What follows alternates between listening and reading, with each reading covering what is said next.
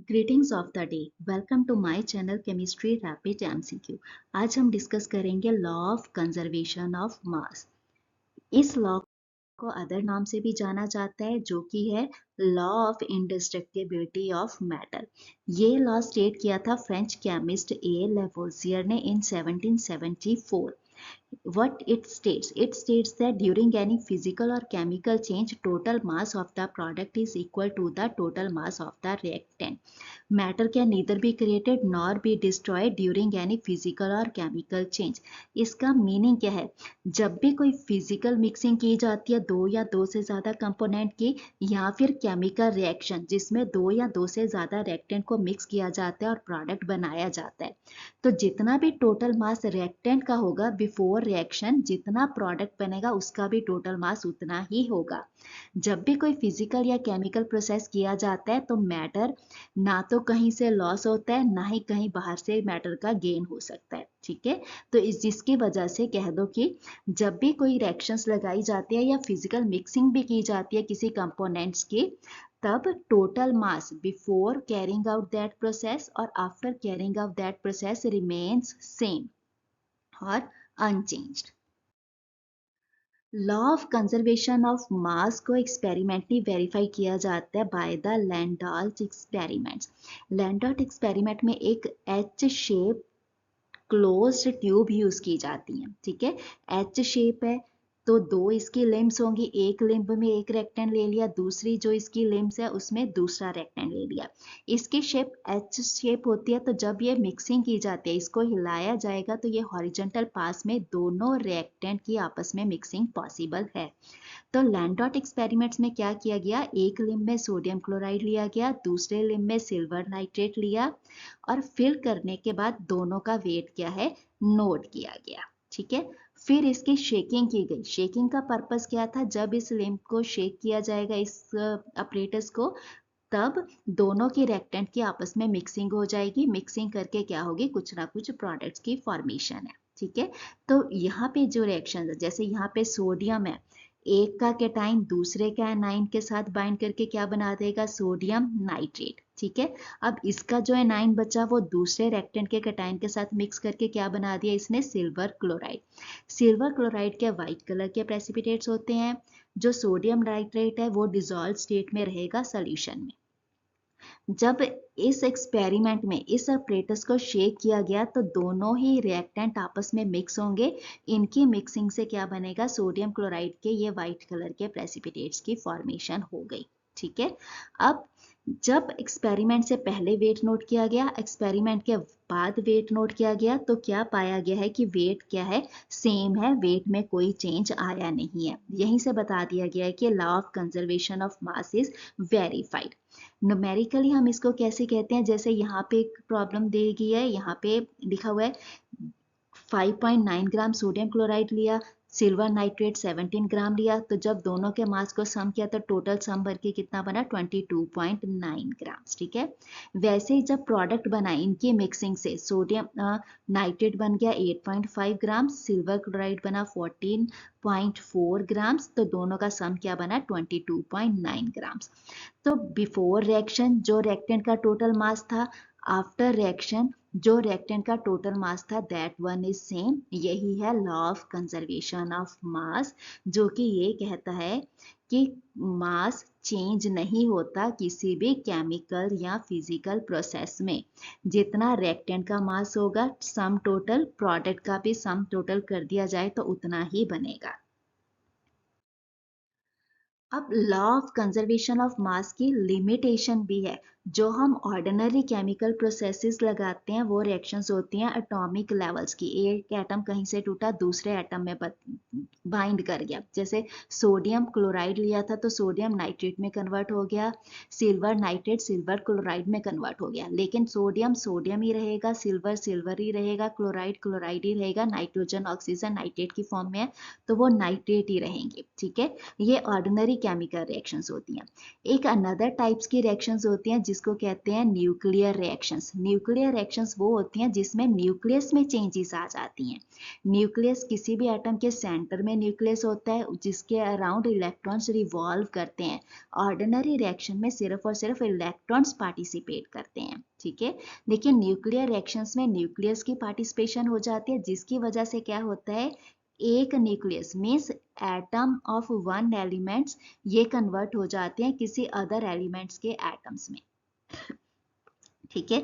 जैसे यहाँ पे क्या हुआ, न्यूक्लियर रिएक्शन में ये एक न्यूक्लियर फिजन की एग्जांपल है जिसमें यूरेनियम एलिमेंट ये किस में कन्वर्ट हो गया, बेरियम में और क्रिप्टॉन में, साथ में न्यूट्रॉन्स इंट्रोड्यूस हुए हैं, ठीक है। जो इस तरह की रिएक्शंस होती हैं, एटम्स की टाइप ही बदल गई, यूरेनियम बेरियम और क्रिप्टॉन में कन्वर्ट हो गया, ठीक है। जो इस टाइप के रिएक्शंस है एटम्स को ही बदल दे उसको कहा जाता है न्यूक्लियर रिएक्शंस। न्यूक्लियर रिएक्शंस में law of conservation of mass valid नहीं होता है। क्यों? क्योंकि यहाँ पे एक अनदर कंसेप्ट आ जाता है। ये वो रिएक्शंस होती हैं जिसमें large amount of energy produce हो रही है। अब ये एनर्जी कहाँ से आती है?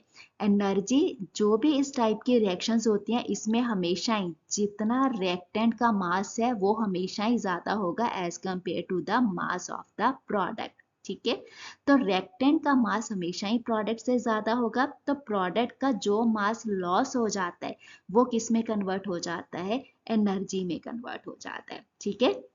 तो यहाँ से फिर Einstein theory of relativity valid होती है। आइंस्टाइन थ्योरी ऑफ रिलेटिविटी क्या है, यहाँ पे E equal to M C square. E यहाँ पे एनर्जी है, m is the mass and c is the velocity of light. तो आइंस्टाइन थ्योरी ऑफ रिलेटिविटी क्या कहती है, energy and mass are inter convertible.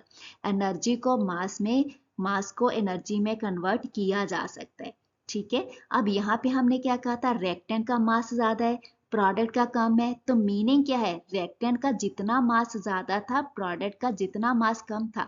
तो जब रिएक्शन हुई रिएक्टेंट्स कन्वर्ट हुए प्रोडक्ट्स में, ठीक है, ये रिएक्टेंट्स कन्वर्ट हो गए प्रोडक्ट में, तो जितना मास का लॉस हुआ ड्यूरिंग दिस कन्वर्शन वो कन्वर्ट हो गया एनर्जी में, ठीक है। तो अगर law of conservation of mass valid नहीं है तो further Einstein theory of relativity के बेसिस पे इसकी मॉडिफिकेशन की गई। अब ये मॉडिफिकेशन करके जो लॉ बनाया गया उसको कहते हैं law of conservation of mass and energy, ठीक है। तो ये क्या कहता है, मास एंड एनर्जी इंटरकन्वर्टिबल है। तो हमने सिर्फ यही नहीं कहना कि रिएक्टेंट का मास प्रोडक्ट के मास से इक्वल होता है, बट यहाँ पे दो टर्म्स आ गई, मास एंड एनर्जी।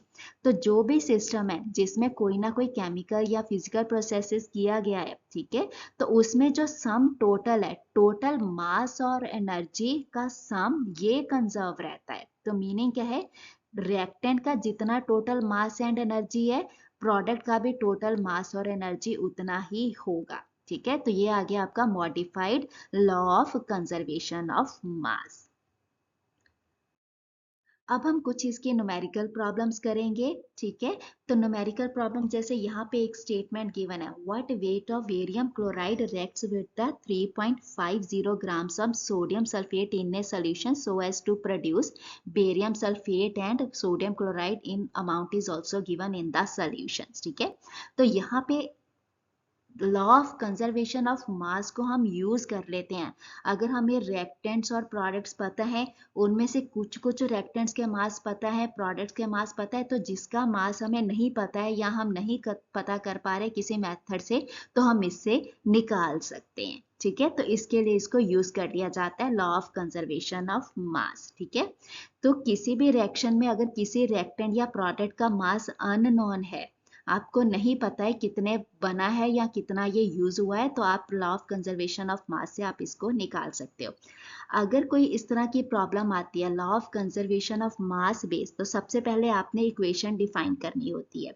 जैसे यहाँ पे क्या है, what weight of barium chloride reacts with the sodium sulphate, तो मीन्स आपने रिएक्शंस लिखनी है किसके बीच में, एक रिएक्टेंट है आपका बेरियम क्लोराइड, दूसरा रिएक्टेंट क्या है आपका सोडियम सल्फेट, ठीक है। दोनों रेक्टेंट लिखते हैं। अब इसके बाद पॉसिबल प्रोडक्ट क्या बनेगा, बेरियम एक का केटाइन दूसरे के एनाइन के साथ बाइंड करेगा, तो यहाँ से इसने प्रोडक्ट बना दिया barium sulphate plus sodium chloride. ठीक है बेटा, फॉर्मूले कैसे लिखे जाते हैं ये मैंने आपको प्रीवियस वीडियो में दिया था, आप चाहो तो उस लिंक पे क्लिक करके आप उस वीडियो को देख सकते हो। ठीक है, तो सबसे पहले आपने इक्वेशन डिफाइन करनी है, इसके बाद what weight of barium chloride react means ये आपने फाइंड आउट करना है, तो आपने इसको एज्यूम कर लिया x। सोडियम सल्फेट का कितना वेट गिवन है स्टेटमेंट में, 3.50 ग्राम्स। ठीक है, अब कितना मास बना, so as to produce 5.75 grams of barium sulfate and 2.88 grams of sodium chloride।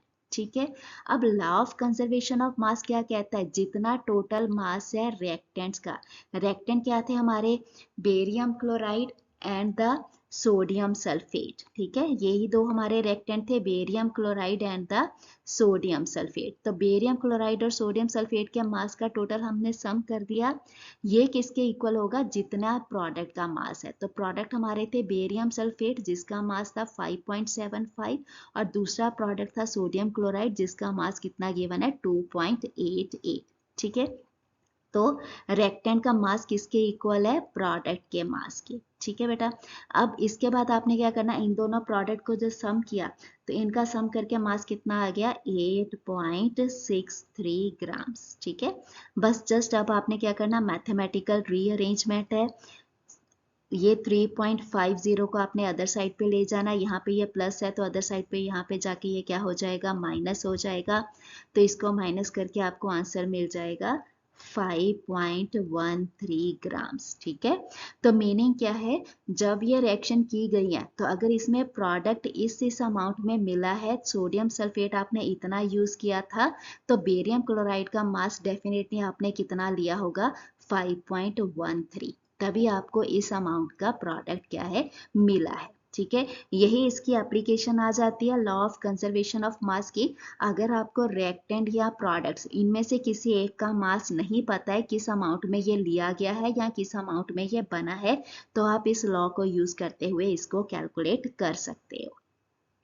अब बेटा एक और एग्जांपल देखेंगे, जिस एग्जांपल में क्या है, आयरन गिवन है, iron was put in a solution of copper sulphate. ठीक है, तो मीनिंग क्या है आपका, एक रिएक्टेंट है आयरन, दूसरा रिएक्टेंट क्या है आपका, कॉपर सल्फेट।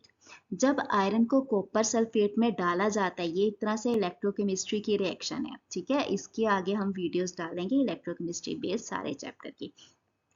आयरन को जब कॉपर सल्फेट सॉल्यूशन में डाला जाता है, आयरन मेटल है तो ये डिसॉल्व हो जाएगी, जो कॉपर सल्फेट के एनाइंस हैं उनके साथ ये क्या है, कंपाउंड बना लेगी फेरस सल्फेट, और कॉपर एज इट रह जाएगा, मेटालिक फॉर्म में रिड्यूस हो जाएगा, जैसे यहाँ पे आयरन था रिड्यूस फॉर्म में था। ठीक है, अब इस इक्वेशन में क्या लिया गया है, 0.56 ग्राम्स ऑफ आयरन। ठीक है, जिसको डिसॉल्व किया गया है 1.5 grams of copper sulphate solution में। ठीक है, जिसके रिजल्ट्स में कितना वेट बना है फेरस सल्फेट का, ये आपने फाइंड आउट करना है, और इसने कितने कॉपर को प्रेसिपिटेट किया, 0.635 ग्राम। ठीक है बेटा, प्रीवियस एग्जांपल में हमने देखा था कि रिएक्टेंट का मास हमें नहीं पता था, वो कैलकुलेट किया था। अब यहाँ पे हम क्या कर रहे हैं, प्रोडक्ट कितना अमाउंट प्रोडक्ट का बन गया वो हमने कैलकुलेट करना है। लॉ ऑफ कंजर्वेशन ऑफ मास है तो सेम आपने वही करना है, टोटल रिएक्टेंट का मास जितना है ये इक्वल होना चाहिए जितना टोटल प्रोडक्ट का मास है, x प्लस 6.635 ग्राम्स। ठीक है, अब आपने इन दोनों का सम कर लो, सम करके आपको वैल्यू आ गई यहाँ पे 2.06, ये इक्वल है x प्लस 0.635 के। ठीक है, अब x आपने एक साइड पे ले लेना जिसको आपने फाइंड आउट करना है, और 2.06 यहाँ पे ये प्लस था, इसको अदर साइड पे लेके जाओगे तो ये क्या हो गया, माइनस 0.635। तो इनको सब्ट्रैक्ट करके आपको आपका फाइनल आंसर मिल जाएगा जो कि है 1.425 ग्राम्स। ठीक है, 1.425 ग्राम्स। ठीक है। अब बेटा अगर आपने वो लॉ ऑफ सिग्निफिकेंट फिगर्स के फॉलो करने हैं, जो राउंडिंग ऑफ के रूल्स मैंने आपको बताए थे एक वीडियो में, अगर आपने वीडियो नहीं देखी है तो आप चैनल के लोगो में क्लिक करके वो वीडियो जाके देख सकते हो। ठीक है। जिसके अकॉर्डिंग हमने क्या किया था, जब भी एडिशन और सब्ट्रैक्शन कॉम्बिनेशन में किया जाता है तो डेसिमल के बाद कितने डिजिट में आंसर दिया जाता है, जो फिगर में मिनिमम हो। जैसे यहाँ डेसिमल के बाद 2 है, यहाँ डेसिमल के बाद 3 है, तो मिनिमम नंबर क्या है, 2 है।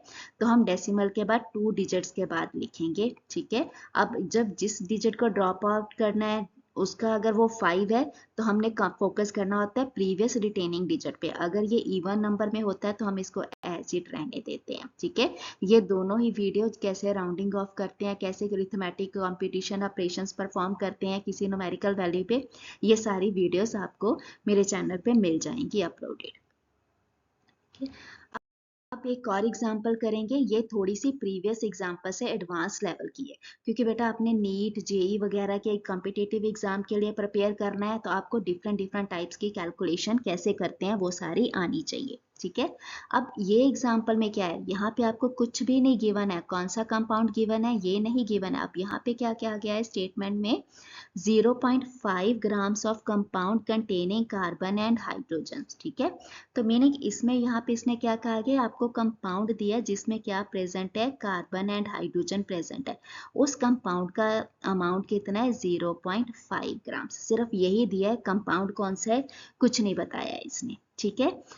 आगे, this compound on complete combustion. Combustion means क्या होता है, बर्निंग प्रोसेस। बर्निंग प्रोसेस हमेशा ही होता है ऑक्सीजन की प्रेजेंस में। ठीक है। तो आपने ऑक्सीजन लिख दिया, other reactant with oxygen it gives the 1.38 grams of carbon dioxide. हमेशा याद करना, यहाँ पे कार्बन था, ये ऑक्सीजन है, कार्बन ऑक्सीजन के साथ मिलके क्या बनाएगा, कार्बन डाइऑक्साइड। और कितने अमाउंट में इस रिएक्शन में कार्बन डाइऑक्साइड प्रोड्यूस हुई है, 1.38 ग्राम्स। ठीक है। अब एंड 1.125 ग्राम्स ऑफ वाटर। ठीक है। कार्बन ने ऑक्सीजन के साथ मिलकर कार्बन डाइऑक्साइड बनाया, हाइड्रोजन ऑक्सीजन के साथ मिलकर क्या बनाएगा, वाटर, H2O। अब H2O कितने अमाउंट में बना है, 1.125 ग्राम्स। ठीक है। अब इसको इलस्ट्रेट करना है लॉ ऑफ कंजर्वेशन ऑफ मास की, ये लॉ ऑफ कंजर्वेशन ऑफ मास की एग्जांपल है या नहीं है। ठीक है तो किस तरह से है ये आपने बताना है। अब इसके लिए आपने क्या करना है, अब ऑक्सीजन का अमाउंट तो आप ऐसे फाइंड आउट नहीं करोगे, क्योंकि यहाँ पे भी आपको पूरे कंपाउंड का मास क्या है, गिवन नहीं है। ठीक है ना। तो ये ऑक्सीजन का अमाउंट नहीं निकालना, आपने जस्ट इलुस्ट्रेट करना है। तो उसके लिए आपने क्या करना है, लेफ्ट हैंड साइड पे आपको केवल कार्बन और हाइड्रोजन का मास पता है, 0.5 ग्राम्स कंपाउंड में। ठीक है। कंपाउंड बना है सिर्फ कार्बन और हाइड्रोजन के कॉम्बिनेशन से, जिसका अमाउंट कितना है, 0.5 ग्राम्स। ठीक है। अब आपने क्या करना है, यहां से आपने कार्बन और हाइड्रोजन का अमाउंट आपने प्रोडक्ट में निकालना है, कैसे और कितना है। ठीक है। तो इसके लिए आपने क्या करना है, कार्बन डाइऑक्साइड में कितना कार्बन प्रेजेंट है ये कैलकुलेट करोगे, और वाटर में कितना हाइड्रोजन प्रेजेंट है आपने ये कैलकुलेट करना है। ठीक है। अब इसकी कैलकुलेशंस कैसे की जाती है, तो सबसे पहले आपने क्या निकालना है, molecular weight, molecular weight of carbon dioxide. ठीक है बेटा, मॉलिक्यूलर वेट कार्बन डाइऑक्साइड का कैसे होगा, ये आपको निकालना आता है, एटॉमिक वेट का सम अप कर दो, जितने भी एटॉमिक वेट्स का, एटम्स का एटॉमिक वेट है उसको सम अप करके आपको मॉलिक्यूलर वेट मिलता है। ये अगर आपको रिक्वायर्ड है तो ये वीडियो में आने वाले कुछ दिनों में आपको डाल दूंगी। ठीक है। कार्बन का एटॉमिक वेट कितना है, 12, तो 12 कर दिया आपने। अब ऑक्सीजन का कितना होता है, 16। यहाँ पे कितने ऑक्सीजन एटम है, 2, तो इसको सम अप करके आपको कितना मिल जाएगा, 16 इंटू 2। ठीक है। तो 2 से आपने इसको मल्टीप्लाई कर दिया, तो अब आप 16 इंटू 2 इज 32, इसका सम अप करोगे दोनों का तो आप क्या आ गया, 44 ग्राम एटॉमिक मॉलिक्यूलर वेट हो गया। मीन्स जितना भी एमयू में उसको जस्ट आपने ग्राम से रिप्लेस कर दिया। ठीक है। अब आपने क्या कैलकुलेट करना है, 44 ग्राम्स अगर कार्बन डाइऑक्साइड है तो उसमें कितना कार्बन प्रेजेंट है, जस्ट 12 ग्राम कार्बन प्रेजेंट है। ठीक है। तो अगर 1 ग्राम कार्बन डाइऑक्साइड होगी तो उसमें कितना प्रेजेंट होगा, कार्बन 12/44। ठीक है। अब आपने क्या करना है, आपको कितना अमाउंट गिवन है, 1.38 ग्राम्स गिवन है कार्बन डाइऑक्साइड। ठीक है। तो वहां से आपने निकालना इसमें कितना प्रेजेंट होगा, carbon 12 divided by 44 into 1.38 grams. ठीक है, तो इस सारे को सॉल्व करके आपको मिलेगा 0.376। ठीक है, तो आपने यहाँ पे लिख देना 0.376 ग्राम कार्बन प्रेजेंट है, जितना भी कार्बन डाइऑक्साइड इवॉल्व हुआ है इस रिएक्शन में। ठीक है, अब सिमिलर एक्सरसाइज आपने परफॉर्म करनी है वाटर के लिए। वाटर में कितना हाइड्रोजन है। ठीक है, तो सबसे पहले आप निकालोगे molecular weight of water. Water का मॉलिक्यूलर वेट कितना है, हाइड्रोजन का 1 है, 2 हाइड्रोजन है तो आपने इसको 2 से मल्टीप्लाई कर दिया। ऑक्सीजन का कितना है 16, तो आपने 16 ऐड कर दिया और 2 प्लस 16 टोटल आ गया आपका 18 ग्राम्स। ठीक है, तो वाटर का ग्राम मॉलिक्यूलर वेट कितना है 18 ग्राम्स। तो आप ये कह सकते हो 18 ग्राम्स वाटर में कितना प्रेजेंट है hydrogen, just 2 grams hydrogen present है। ठीक है, 1 ग्राम में कितना होगा 2/18। ठीक है, अब आपको कितना अमाउंट गिवन था स्टेटमेंट में 1.125। ठीक है, तो इतने अमाउंट वाटर में कितना प्रेजेंट होगा, जितना भी 2/18 है आपने इसको मल्टीप्लाई कर देना 1 इंटू मल्टीप्लाई करना 1.125 से। ठीक है, अब इसको सॉल्व करके आपको आंसर मिलेगा 0.125 ग्राम्स। ठीक है, अब आपने ओवरऑल नेक्स्ट क्या करना है इसमें, यहाँ से आपने कार्बन का मास निकाल लिया, प्रोडक्ट साइड पे हाइड्रोजन का कितना मास है वो निकाल लिया। अब इन दोनों का सम कर देना है। कार्बन का कितना था 0.376, हाइड्रोजन का जो आपने निकाला है दैट वन इज 0.125। इन दोनों का सम करके आपको वैल्यू मिल जाएगी 0.501 ग्राम। ठीक है, तो 0.501 ग्राम को आप कह सकते हो कि 0.5 ग्राम ही है। तो प्रोडक्ट का भी इतना ही है, कार्बन और हाइड्रोजन का टोटल मास, और यहाँ पे जो आपने इनिशियली कंपाउंड लिया था जिसमें सिर्फ और सिर्फ कार्बन और हाइड्रोजन थे उसका भी कितना है 0.5 ग्राम्स। ठीक है, तो आपने ये कह दिया कि मास क्या है, चेंज इसमें नहीं हुआ है। ठीक है बेटा, तो इस तरह से आप इसको इलुस्ट्रेट कर सकते हो। Thank you for watching my video. If you find the information correct, then you can drop a like, leave a comment, share with friends, and don't forget to subscribe my channel. Thank you very much for watching my video once again.